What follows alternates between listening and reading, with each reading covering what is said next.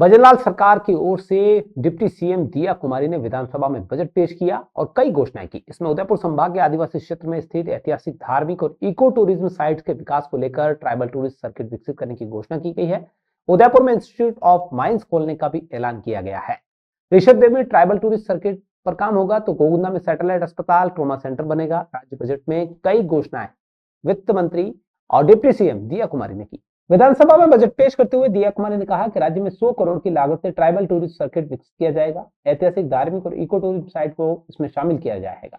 बांसवाड़ा जिले के त्रिपुरा सुंदरी, मानगढ़ धाम, प्रतापगढ़ जिले के सीता माता अभ्यारण्य, उदयपुर जिले के ऋषभदेव, प्रतापगढ़ के गौतमेश्वर मंदिर, चित्तौड़गढ़ के मातृकुंडिया को इसमें शामिल किया गया है।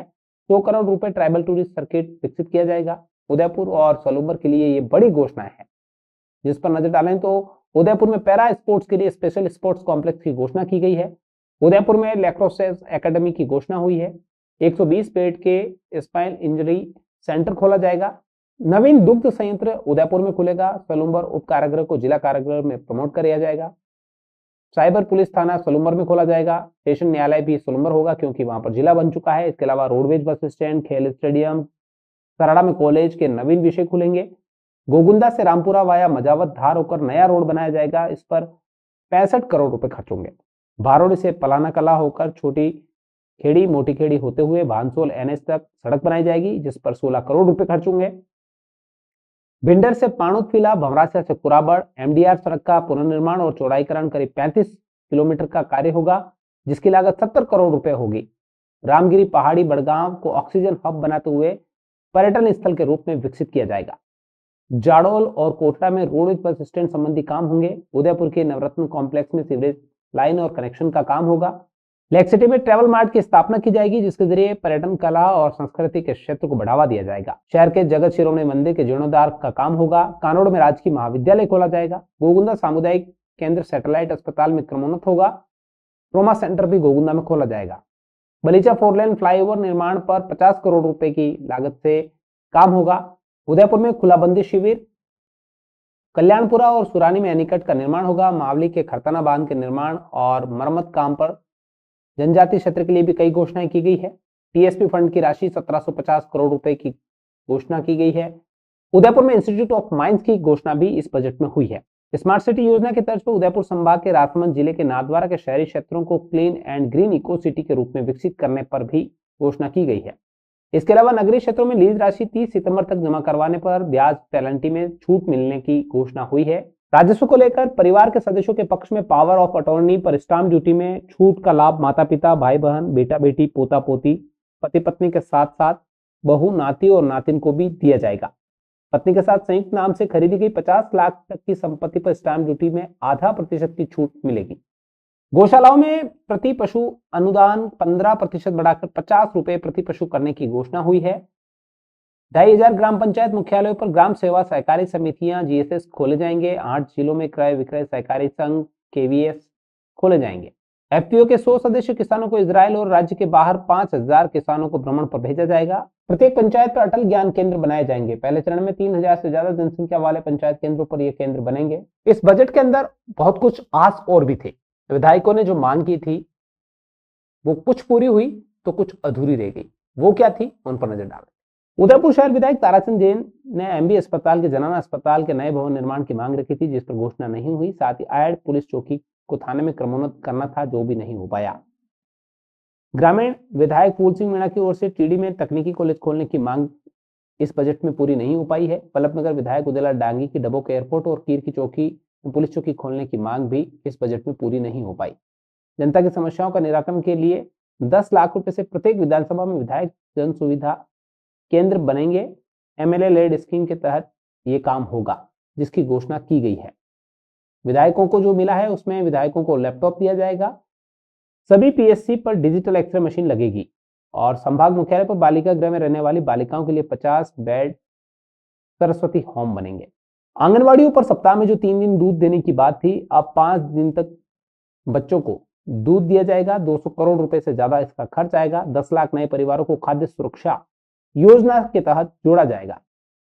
5000 उचित मूल्य की दुकानों पर अन्नपूर्णा भंडार खोले जाएंगे। देवस्थान विभाग की ओर से 6000 वरिष्ठ नागरिकों को हवाई मार्ग से, जबकि 50,000 बुजुर्गों को ऐसी ट्रेन से तीर्थ यात्रा करवाने की घोषणा बजट में की गई है।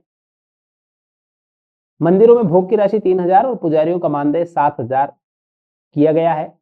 युवाओं को रोजगार पर प्रशिक्षण के लिए राजस्थान रोजगार नीति 2025 लाई जाएगी।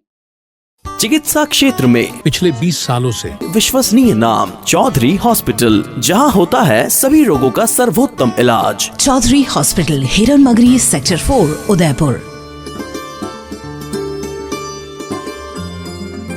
बुधवार को राजस्थान सरकार का बजट उप मुख्यमंत्री और वित्त मंत्री दिया कुमारी ने विधानसभा में पेश किया। इस बजट में कई घोषणाएं हुई है, लेकिन विपक्ष ने इसे आमजन को धत्ता बताने वाला बजट बताया है। तो वहीं सरकार ने कहा है कि यह बजट सभी वर्गों का ध्यान रखने वाला है और हर एक क्षेत्र में सरकार ने योजनाओं की घोषणा की है।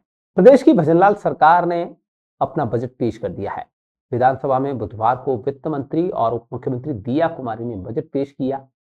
भाजपा ने सभी वर्गों का ध्यान रखते हुए इसे शानदार बजट बताया, तो ही विपक्ष ने इसे लोक लुभावन बजट का तमगा दिया, तो किसी ने इसे संतुलित बजट बताया। कांग्रेस के पार्षदों ने कहा कि ये लोगों के साथ छलावा हुआ है। बजट में ऐसी कोई बड़ी घोषणा नहीं की गई जिससे महंगाई से लोगों को राहत मिल सके। खासतौर से उदयपुर की बात करें तो विपक्ष का कहना है कि उदयपुर को जिन बातों की और जिन कामों की आस थी वो पूरी नहीं हुई है। लेकिन इस बजट में उदयपुर समेत नए जिले जितने भी बनाए हैं उनके लिए, महिलाओं के लिए, बुजुर्गों के लिए, किसानों के लिए बिजली, पानी, सड़क को केंद्रित रखते हुए, रोजगार को केंद्र में रखते हुए, नौकरियों को केंद्र में रखते हुए इस बजट में कई घोषणाएं हुई। विधानसभा में दिया कुमारी ने बजट पेश किया, जिस पर भाजपा ने उसका स्वागत किया और कहा कि यह बहुत शानदार बजट है जिसमें सभी वर्गों का ध्यान रखा गया है। लेकिन विपक्ष का कहना है कि यह बजट आम जनता के मन को आहत करने वाला बजट है। इससे न तो महंगाई पर कोई असर पड़ेगा और ना ही आम जन को कोई फायदा होगा। विपक्ष ने कहा कि उदयपुर को इस बजट से ज्यादा कुछ नहीं मिला है। त्रिपुरा सुंदरी और मानगढ़ धाम के लिए अलग से बजट दिया गया, तो फिर उदयपुर को क्यों छोड़ा गया? बजट पेश हुआ, पूरा संपूर्ण राजस्थान में हर वर्ग को इन्होंने लिया है, परंतु इम्प्लीमेंटेशन होना बहुत बड़ी बात होती है। जो इम्प्लीमेंटेशन अगर होता है तो मुझे लगता है कि कहीं ना कहीं अच्छी बात है। परंतु मैं उदयपुर का हूं और उदयपुर की बात करूंगा। उदयपुर के नाम पर 10 में से मैं इस बजट को 0 अंक देना चाहूँगा, क्योंकि मानगढ़ धाम, त्रिपुरा सुंदरी टूरिज्म में लिया गया है तो उदयपुर को क्यों छोड़ा गया?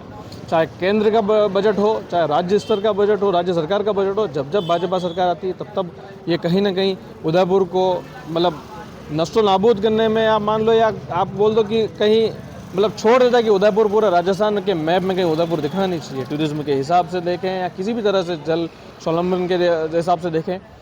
और आप इस चीज़ को आप ये भी नोटिस करें कि जिस तरह से 150 यूनिट का प्रावधान दिया गया है कि 150 यूनिट बिजली दी जाएगी, युवाओं को नौकरी दी जाएगी। 150 यूनिट बिजली में आप देखो जो सोलर लगाएगा उसी को दी जाएगी, परंतु पिछली सरकार ने जो इम्प्लीमेंटेशन किए हैं 100 यूनिट, आज भी उस लोग उनको धरातल पे है और धरातल पर लोग 100 यूनिट का उसको उठा रहे हैं।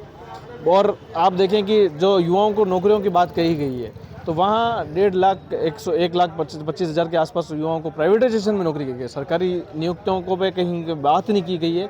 तो युवाओं के हिसाब से, उदयपुर शहर के रहवासी होने के हिसाब से, एक आम युवा होने के हिसाब से मैं इस बजट को 10 में से 0 अंक देना चाहूँगा। देखिए, आज जो उप मुख्यमंत्री जी ने बजट पेश किया है वो मैं समझता हूँ पूरी तरह फेलियर बजट है।